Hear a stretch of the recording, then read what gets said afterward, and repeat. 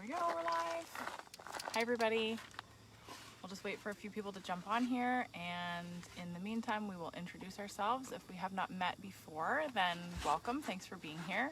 My name is Lindsay and this is Jess, and we're here every Tuesday night at 7:30. We're answering questions that are sent in by you guys. Tonight we're talking about herd-bound horses and how to manage them, whether there's any degree of lunging or separating horses from their buddies that can help. We're going to talk about kind of why horses behave the way they do, and try to give you some helpful tips for how to manage them. Okay, I can see some people jumping on here. Hi Monique, hi Linda, hi Robin. Great, this is awesome. So before we start, just want to let you know that you can catch any of the replays if you are interested in watching any of the replays, or if we get caught off tonight, by going to our website, which is hayescofellperformancehorses.ca, and going to the education tab in the menu. Go to the education tab, and you can find all of the replays in there. You can search for a specific topic, you can search for a specific video. You can see all of our free resources in there, and you also can sign up through that page, to have the replays and the heads up about what we're talking about delivered right to your inbox. So if you're interested in the replays, if you're interested in finding out more, that's where to go. You can also go to our Facebook page, and in our cover page you can hit the sign up button. Or if you're finding us on Instagram, you can hit the link in our bio. That will take you to a list of links where you can sign up. Or like I said, you can go to our website and you can go to hayescofellperformancehorses.ca/subscribe.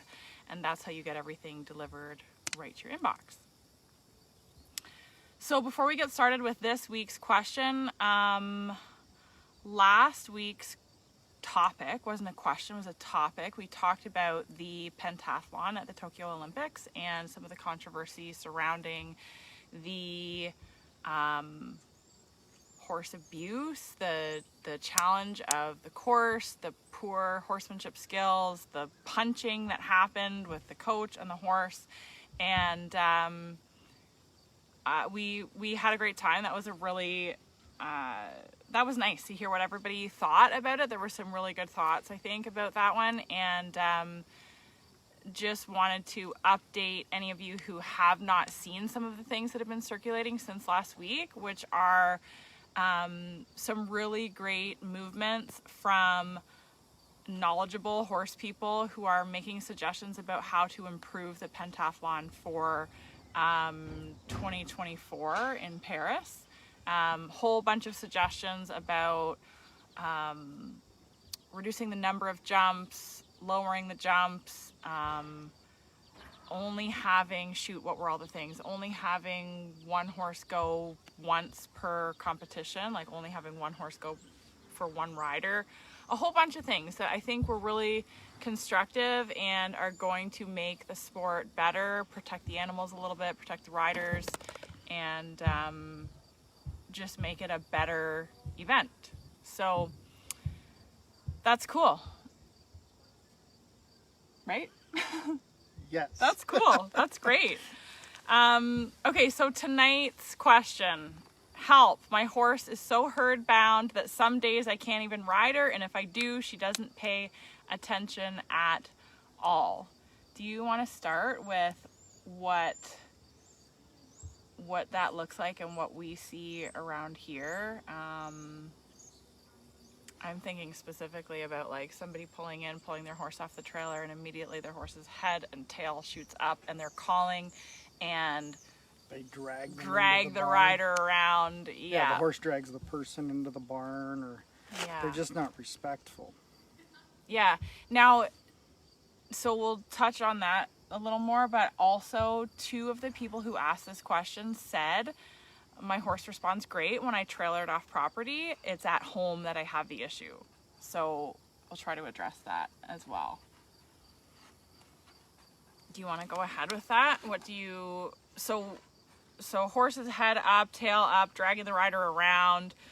spooking throughout the ride or throughout the rider trying to get saddled up. I think we can define herd bound or barn sour or any of those things as anytime a horse loses its concentration, loses its ability to be handled by its rider or leader or whatever.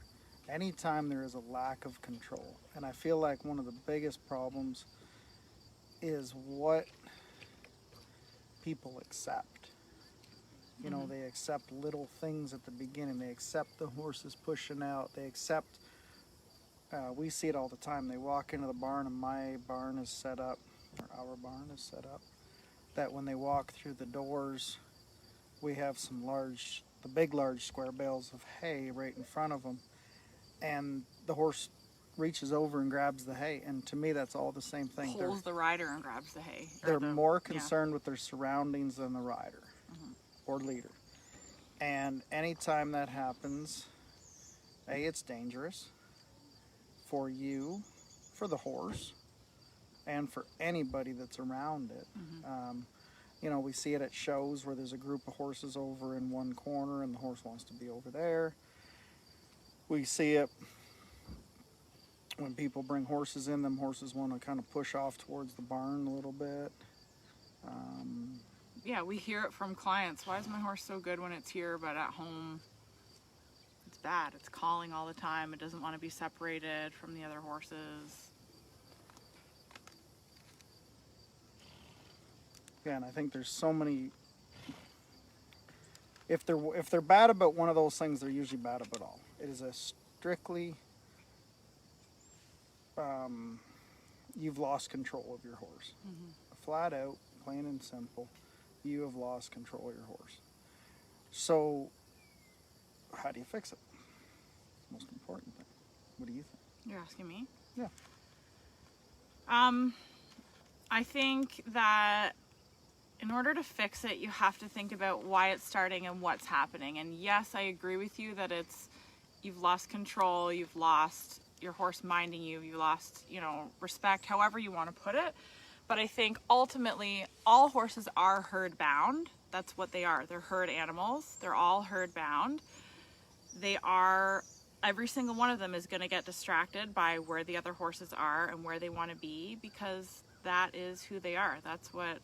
We're not ever going to be able to breed or train that out of them. It's just to what degree do we get their attention. And if you think about a herd animal and how all of their instincts and their body and their survival and everything works, it's based on picking up on the excitement around them, picking up on predators around them, and on relying on the horses around them that they can look to for guidance or direction. And I think if you're going to take a horse away from other horses, then you have to be such a strong and confident leader that you replace the comfort and the direction that's given by the herd. You do that yourself, which is a really challenging thing to do. I think sometimes we forget that horses aren't just born knowing how to lead and knowing that, we'll take care of them or whatever. It's a really hard thing to do because you've got to train. You don't just learn how to lead a horse or learn how to ride one. You also have to train your body to not be reactive. And that's harder for some people than it is for others. But a horse can pick up on a heart rate. I can't remember what the distance is, but if you're handling a horse can definitely pick up on your heart rate. So you've got to train yourself to not be reactive to your environment and to keep your physiology under control. Your breathing, your heart rate, everything has to stay under control. And you have to be giving the direction to the horse so that they have that direction that they normally would be getting, those cues that they normally would be getting from other horses in the herd, or alpha mares or sub-alpha mares or whatever. And I think from the ground it's a little easier sometimes to do because you're right there on the ground beside them, which is what they're used to with the other horses. from on their back, it can be a little bit more challenging. But the ticket with being on their back and giving them the guidance is more so what you do with your legs and how you control them with your legs than anything else, because again, that's what they're used to. I can't remember what the response is called. Do you remember what this is called? Where other animals, other species do that, where they have like where they're pressed on either side, where they have animals on either side of them. They feel comfort. Yeah, it's a calming response. I can't think of what that response is, the technical name for it, but it helps calm them, it helps make them relax, it helps get them to be able to think again. And I know dolphins do it, elephants do it, horses do it, pigs do it, cows do it, a lot of other animals. I don't know if humans do, probably, but that safety in numbers idea, having something on either side brings a lot of comfort to a horse. And then being given the direction, you staying calm, that, that's the ticket. Whether you do an emergency stop or you do a, whatever shape you've been told, I think is probably less important than all the other things that I just mentioned. But all of those things that I just mentioned are challenging to do, really challenging to do, especially if you're frightened. I think it's definitely challenging. I think one of the biggest things I see at horse shows and when people come for their first lessons, or especially when they bring young horses, is they accommodate the horse when he's that way. Mm-hmm. If they're riding it, the horse gets a little antsy, they put the hand down, or they say, "Oh, easy, buddy, it's good okay, boy." Buddy. As soon as you say, "Good boy, it's okay, buddy," you've taught him it's okay to be a bonehead. Mm-hmm. And that's the time you need to go work.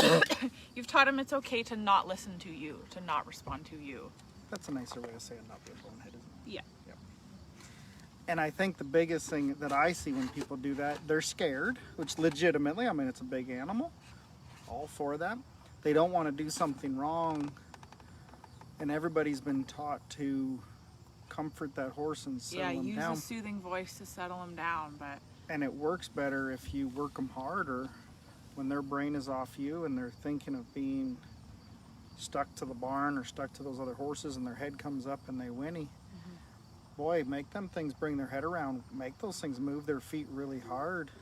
Make them pay attention to you. And then when they put their head down, take a deep breath and stare at you and go, "What's up?" That's when you say, "Good boy," and pet those things and give them a treat. Mm-hmm. But when their head's up, that's the worst time to do it. And we see it so often. Mm-hmm. Most of the time people are scared, legitimately scared.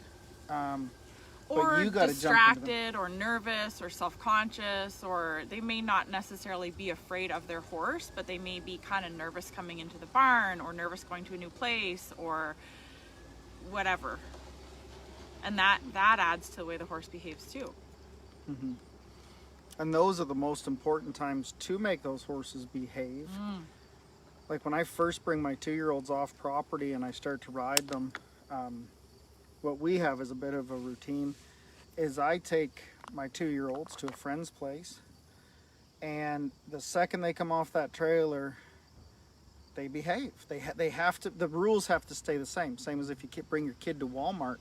They got to behave as they walk in those doors. To Walmart. Well, I guess we haven't been to Walmart in a while, but into public. Anywhere public. If they go into public, they need to say, "Yes, sir, yes, ma'am." They need to be more attention needs to be on you when they walk into a strange place, when they go to the show pen, when they go to do anything, so that the more concerned that horse gets, they look for you for guidance. And if you're sitting there babying them, petting them, "It's okay, buddy, it's not your fault," they're going to be worse and worse as time goes on. Yeah, they need the direction. They need to be told where to go. It can't just be, you can't rationalize with them. You can't tell them it's okay and pet them. You have to tell them where to go and be calm with your body. And calm doesn't mean slow. Them horses need to move their feet. They need to move them hard. Yeah. They need to pump in there. And when they move, they come back way better. And you have to do it over and over again. Yeah. We see so many people where I say, "Okay, let's turn that horse and make them move I don't mean turn it as a spin. pull their head around, make their feet trot, make them really come around in a tight circle where it's more than they would be comfortable trotting. You know, they really have to use their brain to say, I need my feet to be on the ground. And you need to do that 20 times, not 2. I see so many people, they turn them once and go, well, he's still that way. Well, then you haven't done it enough. You keep going. And you push on those things. And then the cool thing about that is the more you do that, the more that like every single time you establish, every single time your horse is distracted or scared or nervous or whatever, you establish that routine of, hey, pay attention to me. I'm going to tell you exactly what to do and I'm going to stay calm about it. Then when something scary does happen, they automatically look to you for that guidance. You give it to them and they're cool. And that amount of work that you have to do actually gets less and less and less. So it's not, you know, you do more work initially so that you can taper off the amount of work that you can do for the most part. Maybe not so much in a brand new scary environment. You have to get back in there and show them what to do. But overall, you can do less and less and less and less, and the world opens up for your horse. Instead of, like, I've gone out to people's places to teach lessons, and you know, they can only ride in one half of the arena because the horse is scared of the other half of the arena, right? That happens quite often. If you can get your horse to look to you for guidance and trust you and work through those things, then you can use your whole arena. You can ride them inside, outside. You can have it raining, or you can have a thunderstorm. You can throw them on a horse trailer. You can take them somewhere new. You can take them somewhere new where there's trains going by. You know, if you establish that routine of, I'm calm, I have it under control, I'm going to tell you what to do so you don't have to worry about doing it yourself, then your horse will adapt to that and pay attention to you and look for guidance and become a more well-rounded individual, basically, right? And then, you know, you have an injury or you have whatever you have, they have that respect and that trust and that confidence in you, and that's huge. That's like one of the most important things that you can give a horse, I think. Mm-hmm. We see it a lot where people too set themselves up to teach their horse to be barn sour or herd sour if the other horse is in the barn, on how they ride them. My gate for my riding pen is at the far end of my arena. You know, when we get done riding, we don't get to come to the gate right to the barn. They have to go all the way out to come back around. To be done. When I get done riding, 90% of the times I stop them or finish them out at the other end of the arena, so that it's not a reward to come back to the barn yet. They walk around for a little bit. Old guy I used to work for, he'd love to trail ride for a few minutes every day, and he'd take them out. He'd ride them just a little bit, them babies, just to make sure they were safe, and then he'd go take them out through the bush and he'd go trail ride them for a while. And then he'd come back and he'd start working on them. And you know, he'd ride them right into the barn, right into his arena, and he'd start working on them just so that they didn't get barn sour, because they went, well, wait a second, that's way more work than this is. You know, why wouldn't I go there? And I think that's another thing that people do a lot of. You know, they get done trail riding, they come back, they get off at the door, they're done. You know, take them under your riding arena for a bit. Just something to keep their brain. And horses react in different ways. I mean, I've seen some horses that didn't like to be held back to the barn. I've seen some that don't like to go away from the barn. I've seen some that just mentally couldn't handle not seeing the other horses. And it all comes down to one thing. Once you get their brain on you, then they say yes, sir. And you've got to get their brain on you by working them and getting their feet moving fast and hard. And make them think, hey, wait a second, I need to pay attention in here. You know, if I don't, I might trip.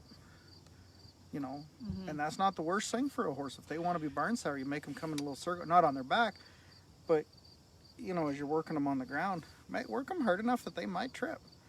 If they happen to trip a little bit, they'll pay attention to you. You know, they'll come up. Yeah, I know a lot of people think that's hard mean, enough for them that they pay attention, whatever that means to that horse.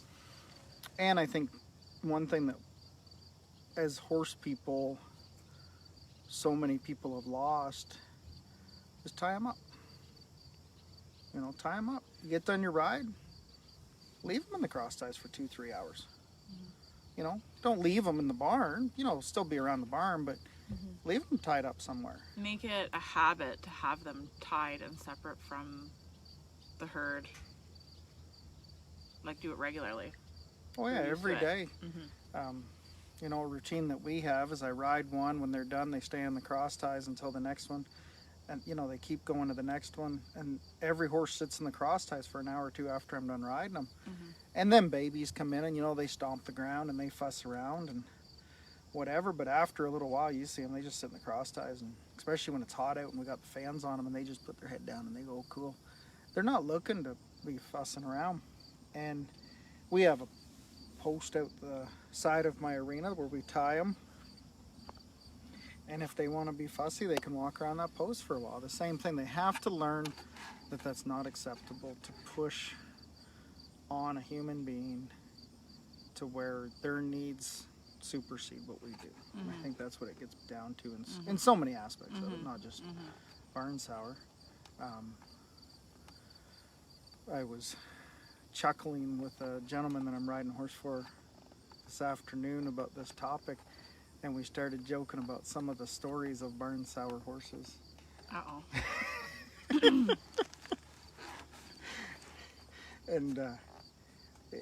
And these are not the right way to fix. Let's just put a disclaimer on here. These are not the way to fix your barn sour horses and whatever. We need a disclaimer in our intro, I feel like.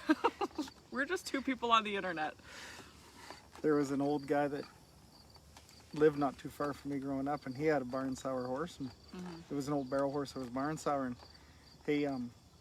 he let the thing run back to the barn one day. He was going to teach it a lesson, and right before it got to the door, he tried to turn the thing's head. He thought he'd be smart and, you know, kind of hit the horse against the barn so he wouldn't want to do it again.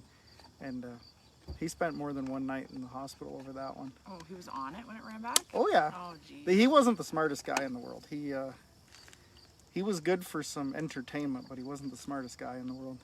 And I don't think it taught the horse anything at all. So to the people that ask that question, do not do that.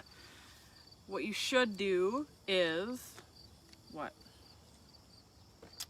Turn it way before you get to that point. No.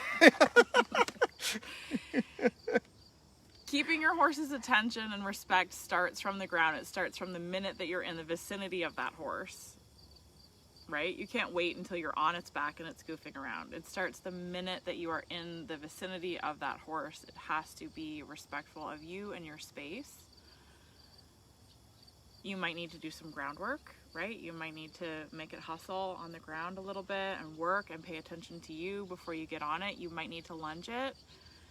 Lunging, I think, has to be done a very specific way to be effective when your horse is distracted. Our Momentum members have a really great resource. The best way to lunge them when they're distracted, everybody wants to have them up 30 feet and let them lope around. Yeah. And I think that's a big problem. Yeah. You're better to keep them in at 6 to 10 feet and make them feet move around you. Make them hustle, yeah. You know, make them hustle, make them work, make them want to get around there, make them pay attention to you. If you let them just blow off steam at the end of the lunge line, you're actually teaching them it's okay to be a bonehead and just do stupid things out on the end of that lunge line. And I'm not saying I never lunge, but I don't want to lunge in that way where I let them... You have to lunge in a specific way to make it work. Don't let them buck. Don't let them run. Don't let them go slow and then take off. That doesn't work. Yeah. Keep them in close enough where you can work them and make them move around. It's easier to keep your horse's attention than it is to try to get it back after you've lost it. So trying to stay in there and stay telling them what to do is better than to, you know, lengthen out their reins and see what they think about this thing. People do that a lot, which I think is a bad idea. See what I'm just going to take them down there and let them see it. No, if you're going to take them down there and let them see something, you got to take them down there and make sure that he is minding you by that thing. It's not a matter of letting him rationalize it. They don't rationalize. What else? If that's not working, so if you've done some groundwork, your horse is screaming. I saw somebody ask, what do you do about calling? If your groundwork, your horse is still calling and you're really making it hustle, it's still calling, you get on its back, and anytime that you kind of let it have half a second, it's just screaming and running sideways and looking for its buddies and whatever else, and you're frustrated and whatever, what else can you do in terms of managing your horse's attachment to its buddy? I think screaming goes right along with head up, throwing its body. If they're screaming, they have lost their attention on you. And if they're screaming, if you watch their body position, they're big, they're strong, they're not soft and agreeable. So you push that shoulder, whichever shoulder's stiffer, you push that to the side and you drive them around and you make them work until, if they're working hard enough, they cannot scream. And if they can scream, they can work harder because their focus is not on you. And I think that's the biggest thing. They'll tell you when it's enough, or what their level, because every horse has a different level of how much you can push on them in doing that. And if you do it properly, they have to look at you. They have to bring that nose in. They have to, their body language changes to a much softer, sorry, what do you want me to do? Instead of, I want to be over there. So if they're screaming, they're stiff, they're pushing side, all that stuff goes into the same thing. They're not saying, yes sir, yes ma'am, how can I ride for you? How would you like me to ride? And you just want that horse to say that to you. Even if they're the simplest minded horses, those ones make the best ones, the ones that come out of the stall and just say, yes ma'am, yes sir, what would you like me to do? And it's a tough, way easier if they've had it since they were a baby, and that's the first thing they ever knew. But I think it all goes back to that same, you know, don't accept little things. Don't coddle them, don't pet them and say good boy, easy boy. I don't know how many times we see it at horse shows and at functions. Somebody's horse is just being a bonehead and they're petting it going, easy boy, you're a good boy. And I'm thinking, my gosh, like, you're just teaching that horse to be worse and worse. You know, if we're on their back, I want to put their head into their chest. I want to soften them right up. I want to bump that belly and make them come around and make them pay attention. And then give them a release and then tell them they're good. And they'll tell you when to release them. They'll drop, you'll feel them just go soft and go, man, that isn't the response I wanted. And then when they do, you know, they go, cool, you know, let's go be a horse. Let's go play this game. So I want to share one more tip before we get into these questions. The other thing I think I see where people go wrong, where they're trying to do the right thing, is their horse is, you know, lifting up, screaming, maybe moving sideways, maybe moving whatever, and the only thing they go to is the face. The only thing they go to is pulling on the bridle. I think the main thing I'm telling people when a horse is acting up is get your legs on. Get your legs on, get your legs on, get your legs on. You cannot just fight with the bridle and not have your legs on, because your horse will engage in that fight with you with your reins, and you're not controlling, like your horse is kind of fishtailing at the back end. You're not controlling the whole horse's body. So you gotta get your legs on, be showing them where to go, create a corridor with your legs, use your bridle to help supplement that. But get them thinking more about your leg, if you wear a spur, then your spur, than they are about engaging in this battle up at the front with your reins and the bit and their attention going everywhere else. There's something that works so well about getting their attention down into their ribcage and their belly when they're distracted that I think is really important to note. So let's get into some of these questions and comments here. Oh man, how do we get back to the beginning? Hi Tara, hi Laura, hi Joy, hi Pat, hi Ann, hi other Ann. Ann says the basis of our obstacle and mountain trail shows, we have to ride in and deal with what's there. Yeah, that's a cool way to challenge that. Same thing. And 9 times out of 10, if you give them a job, like trail obstacles, something to focus on, they'll come around. If they're being that way, The more you put at them, horses step up to the occasion. I think we accept too little from horses, and we just don't ride them hard enough. We don't push enough stuff on them and say, I'll put you over this bridge, now let's go over them poles, let's go back over here. I think that's a good point is, they're not as Haul them out to a new place, you have stuff to deal with, and then... Oh yeah, if they don't like being deal hauled with out it. to a new Yeah. place on Saturday, find a place on Sunday. Take a day Okay. off, work on Monday. Kim says, hi guys, what do you do about calling? I think Same we thing. covered that. It all becomes the same thing. You push them around, Yeah. get their feet moving. Kathy likes story time. Hi Daphne, hi Rose, hi Ruth. Kathy, I worry that I'm not strong enough while riding to correct and will end up making the horse worse instead of bringing her back to me. No, you'll always make them better. Keep riding, pull on them, and Yeah. keep kicking them. I guarantee you'll make them better. You are It's strong not enough. strong enough. It's How to pull them. Yeah, how, but it's also sticking with it. Stick with it, stick with it, stick with it until it works. And don't get personally offended by your horse doing it. Like, I think that's where I see a lot of people get frustrated, is they think like, well, she didn't do this yesterday, or she shouldn't be doing this, or I shouldn't have to do all this stuff. That intensity, that like being annoyed, being frustrated, being worried about your horse's behavior in that way, also is your heart being elevated. Also, your horse is picking up on all of that intensity, and they can't differentiate between you being really focused and you being like, really, really hard-headed. I'm going to make this work. They can't differentiate that between that and excitement that is actually threatening their life, right? So you have to be really stubborn, and you have to stick with it. And you have to like almost be clinical about it. Like you can't get frustrated or engaged or be saying things like, oh, come on, or, oh, you have to just, all right, this is where we're at. Guess what? We're going to work until you pay attention today. One thing I tell some people when they're getting after horses, you better be able to laugh.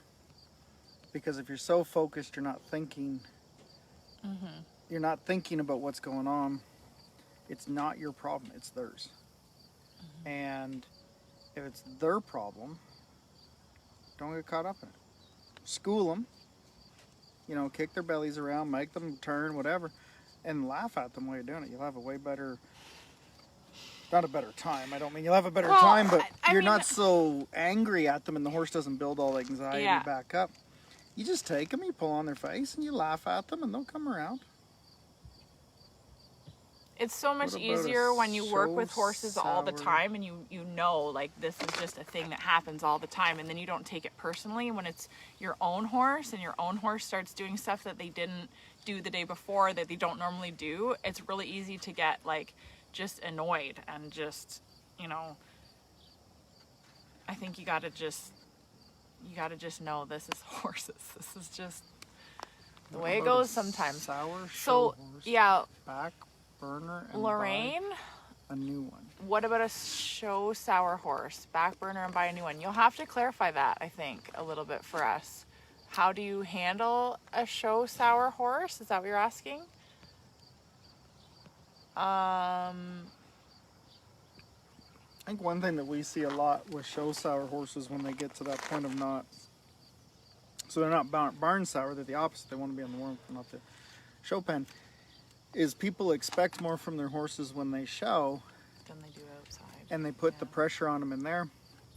Ride them twice as hard at home and show them half as much, or show them half as hard. Make the showing part the easy part. Sure, and the take other them out part after you harder. show them and go lope 20 more circles out back. Everybody gets done showing, puts the horse away and baths them off. Go lope them some more. Yeah. Go pull them feet around. Make them think that, hey, that show pen was a pretty nice place to go. Over the years we've rehabbed some pretty fried out show horses. You buy them pennies on the dollar, and I'm Dutch, so we do that a bunch. And you had to make them want to be they have to like where they're going to go. So if it's barn sour, you make them like to go away from the barn, and then the barn's more work. If it's a show sour horse, the show pen is the fun place to go. And then once they walk out of the show pen, you go lope them harder. Or you go trot some big circles and really work them hard. Very seldom will somebody come out of a show pen on a young horse or old horse with me that I won't tell them to just go lope a little bit. If they had a great run, it might just be like two circles, whatever. If it was a bad run and the horse is a little pushy to a gate, then I'm going to say a little more. But they get to thinking that's not the end game. You don't get to quit there. Because what happens is the horses come in for their last 3.5 minutes of the ride, which is that show pen, and they're gawking at every little thing. They're playing around, you know. And they quit. They just get, some of them just get like, oh, I'm done now. You're not going to, you know, I'm done. You're not going to get after me. I'm done. Mm-hmm. Yeah, there's nothing after this. There's nothing after this. And I think that's a big issue. Mm-hmm. Am I allowed to make She's one saying story? Light bulb moment. Lorianne, I'm not sure how to say your name. Lorianne or Lorraine? Light bulb moment, guys. Thanks. You're welcome. Glad that helped.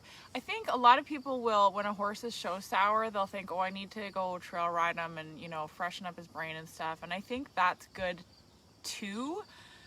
But then it can actually compound the issue, because then the trail riding is the easy fun part and the horse show is the hard part. So you have to still manage that part.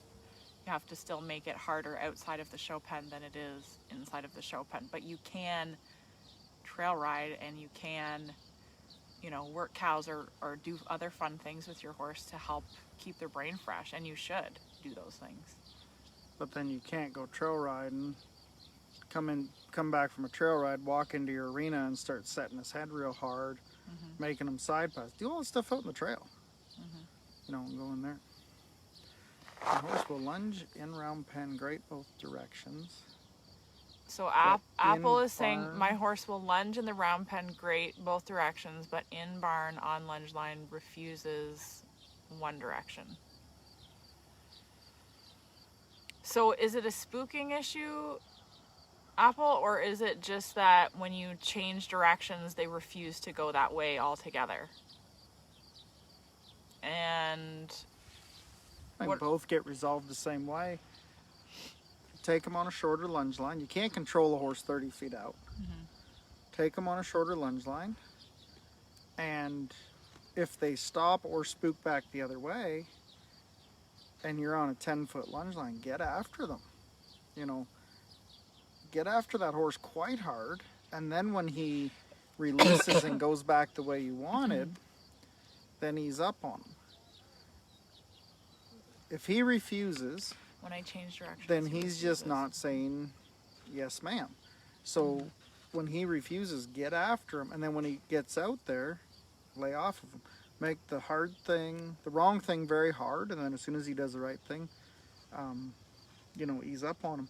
And that might involve, let's say he just kind of turns back when I'm lunging him. I might, you know, bang on his face a little bit. If he pushes back and goes the other way, I might get in front of him, take a lunge whip and go at his shoulder a little bit. And don't be scared to offend him. You need to offend him so that horse comes back and says, yes ma'am, tomorrow I will not go that way. I will say yes ma'am and go that way you wanted to. Yeah, so I feel like usually what happens is you go the bad direction and you start to put your horse so that you're on the other side of them, and then they turn to face you, or they turn and try to go that way. So what you're saying when you're saying bang their face, which most people, I don't know if they know what you mean by that, but like when they try to turn in that way, then you're going to bump them with whatever you have on them, whatever the lead shank is or whatever. You're going to be bumping the front end here and chasing the back end from here, so that you're showing them the shape that you want, and when they turn into you, it's uncomfortable, and you're still showing them to go forward. And I think when you're teaching one to lunge, using those little flat nylon, you know, $10.99 lunge lines that you get at every tack store, throw them things away. Get a big heavy rope. A heavier one helps. So that when they turn and you flick it back and forth like this, it actually, they can feel it on their mouth.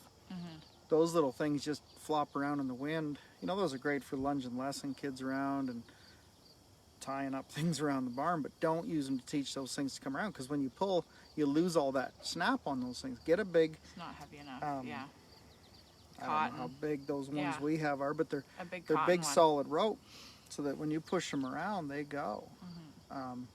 And it's all about, oh, you're doing it wrong, I'm going to get after you. And then the second they go off the right way, ease up on them, and they say, okay, this is where we want to be. Yes, we can go fix it. Well, it's pretty easy. All the things can be fixed by just get after them when they're wrong. And now I want to go ride like right now. You got a little bit. You got a little bit of sunshine left before it's dark. Do you guys use chains when lunging generally, like over or under the nose? No, not typically. No, almost never. I use a chain to breathe with the stud horses. Yeah. The problem with the chain is if you bang on them, you're going to wreck some skin somewhere, whether it be over the nose, in the mouth, somewhere. You're gonna wreck some skin. What I want is a big, stout rope that when I flick it back and forth, it bumps their head. It makes them startled. It makes them go like this. Let me rephrase it. It's effective enough to keep them out. And so instead of turning in, there's enough of it there to keep them out so that at least their head's pointed in the right direction, and then you can follow up with your lunge whip to chase them forward. Sure, and they have a big, oh, this is wrong because it's going bump, bump, bump.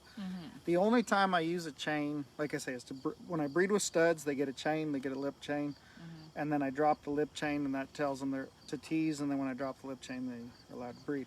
The only other time I use a chain is if that horse is dangerous. That's the only time. I never use them as a training thing. Yeah, so another thing I think might be helpful for some people if they're having a hard time lunging in one direction is we like to change where the clip is. So instead of having the clip underneath the horse's chin, have the clip on the side. Like if you're lunging to the right, have the clip up on the side of the halter. It's just easier to then, if the horse likes to lean out, which it sounds like this one likes to do the opposite, but if they like to lean out, then when you're pulling, you're getting that effect of pulling like this instead of underneath where you kind of pull them like that. Sometimes that helps for just positioning the nose, and then you can chase. I find that helps me a lot, just to chase them forward. Yeah, I definitely believe with one side. So Laura's saying I started out with a chain, but she was leaning and pulling out so much. She started out with a chain because she was leaning and pulling out so much. The problem with leaning and pulling out is that you need to keep your feet still. If you stay still where you're at, and then you chase your horse forward around you, then they will figure out where they need to be. And you might need to bend your knees and kind of hunker down and, like, you know. And don't just sit against them either. The same as if you're riding. If they're lunging and it's a constant 30-pound pull on you, that's what you're teaching that horse to do. And when we go to ride that horse, we get horses like that in all the time, and I hate them because now I have to teach them to be soft. The second you start lunging one, if he leans on you, the same response as if you are riding him, you need to go, you're leaning on me, soften up. You're leaning on me, soften up, and they learn they can't rest against that side of their face. Yeah. It's difficult when they're out there, and some will get really heavy, but softness comes from their brain, not from their mouth. So you teach them that as soon as you're lunging them, they have to come off of there.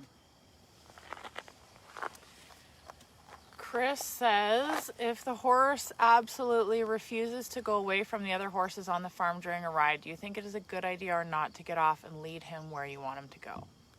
If you are in danger of being hurt, get off and lead them. But when you lead them, don't be nice about it. Work them hard. You can work them just as hard on the ground as what you would have when you were riding him. So when you get off, you let him know you're going to work him, and then he will get better. And I do the same thing. If I'm riding a colt, and let's say that horse is just really getting into some trouble, he's just not coming through, and I think that colt is either going to have a hissy fit or is going to whatever, I'll get off of them and I'll work them from the ground for a minute. But when I get off them, it is not a release of pressure. It's a huge increase of pressure to say you're going to work even harder. I'm doing it simply so that, and that happens with training horses. Good and bad ones. There's going to be some days, just like children, will they have a temper tantrum. And I know lots of people will ask me, oh, does my horse have a temper? You know, them first 30 days. Because they had a temper tantrum does not mean they're a bad horse. It simply means we got into them. They got to get through that stuff. Yeah. But when I get off one because they're seizing up maybe a little bit or whatever, boy, when I hit that ground, I'm working them. And they're going to go, and they're going to go hard. And if I got off of them when I was riding them, I'm not going to get back on until there's a lot of white sweat. And they're going to say, boy, I wish he would have stayed on me. I wish he would have just rode me. Right. That was an easier thing to do. And I feel like, I'm not sure how, I don't remember whose question that was. It was Chris. You know, I'm not sure how that ride goes as to whether he gets off of them. And I see this quite often, and if you don't, I apologize. I don't mean to put you into a category. But so many people get off of them and just pet them and walk them down the road. You know, it's okay, buddy. You know, we don't need to go with them horses. Yeah, or the horse starts acting up and they say, oh, hold on, everybody. I just need to get off for a second. And then you've lost, you have to have that intensity where you're saying get away from the group. And if they're not getting away from the group, you get off and you keep sending them away from the group. You can't take a break and take that pressure off. That's not going to be effective. Work them hard. White sweat made them smarter. Okay, I think we've answered a lot of questions in here. If anybody else has anything else that they would like to add, then we'll get to that. And otherwise, we will get to some of these questions after the fact. If you listen to this after the fact, thanks for being here with us live, you guys. And if you are looking for a more personalized online coaching experience, then you can check out Momentum, which is our online coaching program. You can find that at momentumhcph.com. That's where you can find out a little more information about video and audio lessons, riding plans, and we do some individual support in there. It's all available on your desktop or on our app. So right from your phone, you can pull up riding plans, you can pull up training videos, you can pull up audio lessons to listen to right from your phone. So let's see here. Joy had a question. I have 2 horses at home at any one time. I am the only rider at home, so I ride them separately, and it takes a good 5 to 10 minutes to ride them before I get their attention. Horses like that, I advise people to tie them up more. You know, take one horse out.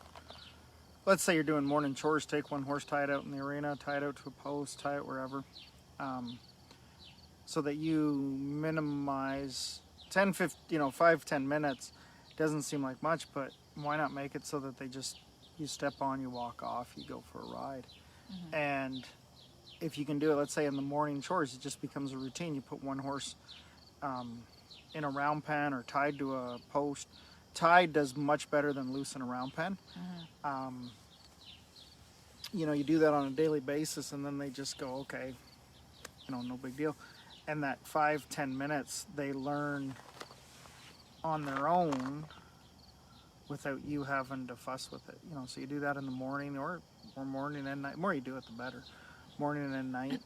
And then when you actually do go out to ride, let's say in the evening, they're not so worried about being separate. In saying that, I don't expect any horse to walk away from the other horses and just be like, you know, they are herd animals. You do have to give them a little bit of that. They do ride it better after 5 minutes of proper warming them up. But if it's 5 minutes because they are thinking of the other horse, then those ones I would definitely go and we have some horses too that, you know, I saddle them up an hour before I ride them. I go ride another horse and they stand tied in the cross ties. And they're way better off in the next ride or in the next month or in the next, you know, they learn it.